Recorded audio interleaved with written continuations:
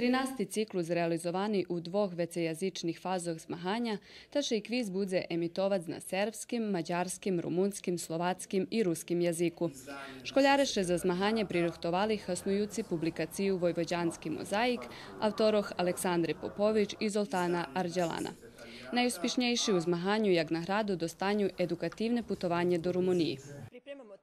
Pririhtujeme 13 epizodi u tim serijalu. U perših 9 epizodoh prikažeme školjaroh i ih profesoroh, kotri učestvovali u kvizu i po jedno regionalne zmahanje.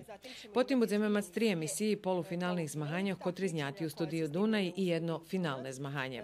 Po zakončenju 13 epizodoh prikažeme i nagradne putovanje. Kviz čast projekta Pokrajinskog sekretarijata za obrazovanje, predpisanja, upravu i nacionalni zajednici, a organizuješe u sotrudnictve z radio-televiziju u Vojvodini. Resorni pokrajinski sekretar Mihalj Njilaš vyznačil, že sotrudnictvo koje tretirva už 13 roki medzi pokrajinsku vladu i RTV-om Vinjimkove, a pokrajinska vlada i jeho sekretarijat, jak i naša medijska hiža, zrobeli šitsko, že bi tot kviz bul uspišni i hasnoviti za deci.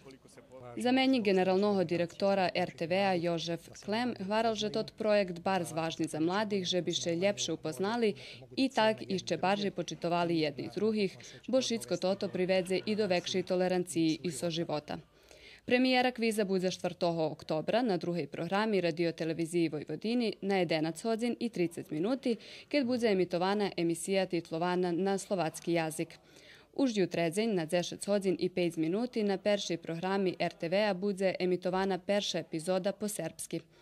Tiž na sobotu na 15:30 minuti na druhej programi bude prikazana i epizoda titlovana na ruski jazik, a potim i na drugih jazikoh.